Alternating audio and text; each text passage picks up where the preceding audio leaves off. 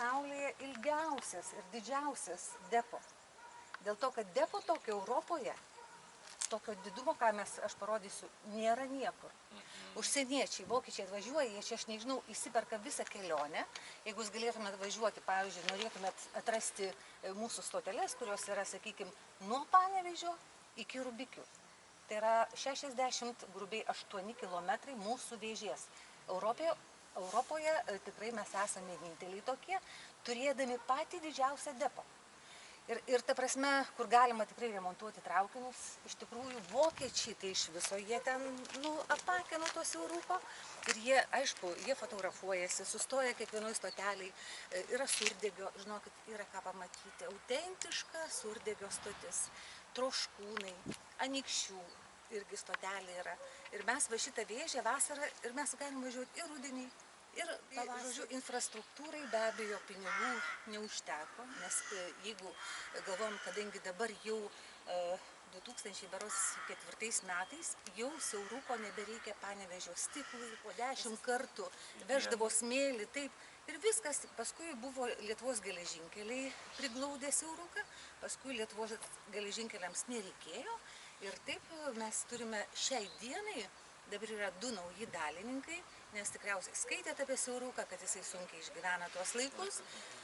Tikrai, tai dabar šiai dienai turime 4 dalininkus, tai yra Susisiekimo ministerija, Anykščių miesto savivaldybė ir dabar prisijungė visiškai neseniai šiais metais Panevėžio rajono savivaldybė ir Panevėžio miestas. Tai tikėdamės, turėdami 4 dalininkus, kad mes kažkaip tai pabandytume išgyventi, nes tuo metu buvo arba, sakau, nėra vidurio, arba... Laukia juodas garvežys, meilę jis nuneš tolyn, kas ją grįžti paprašys, nežinau kokiame kely.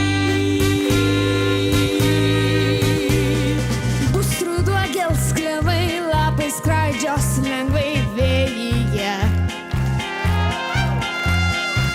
Širdis bus liūdna, tartum sielvarto daina. Vėl pamilsiu, ilgam vėliai žarą kažkam rodysiu. Meilė tartum žara, čia liepsnoja, čia nėra. Stūgaus juodas garvežys,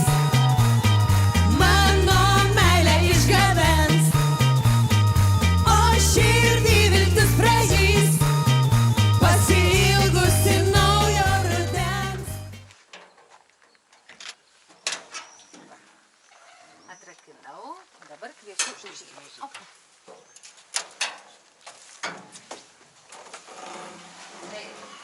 Sveiki atvykę į sovietikų, kaip sakau, sovietmečio palikimą, imituoju, žodžiu, bufetavą.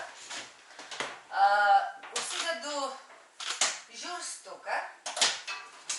Va, dabar labai karštą neužsidėsiu.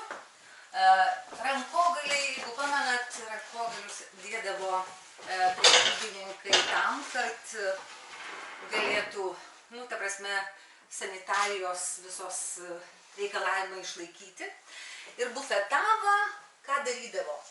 Kepdavo štai ant šitos krosnės, čia žinokit labai galima ir dabar įsiveikia, galima išsinuomuoti vagoną ir važiuoti su juo visą kelią. Žodžiu, orkaitėje kepu kiaulės koja, čia malkos, visa kita, yra, žodžiu, čia pilamas vanduo. Jeigu reikia natūralu įsidėti kokius gaiviuosius gėrimus arba maistą, čia šaldytuve laikome visą maistą.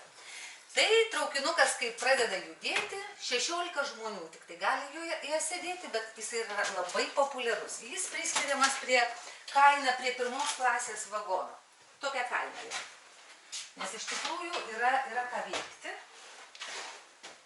ir yra labai gera atrakcija.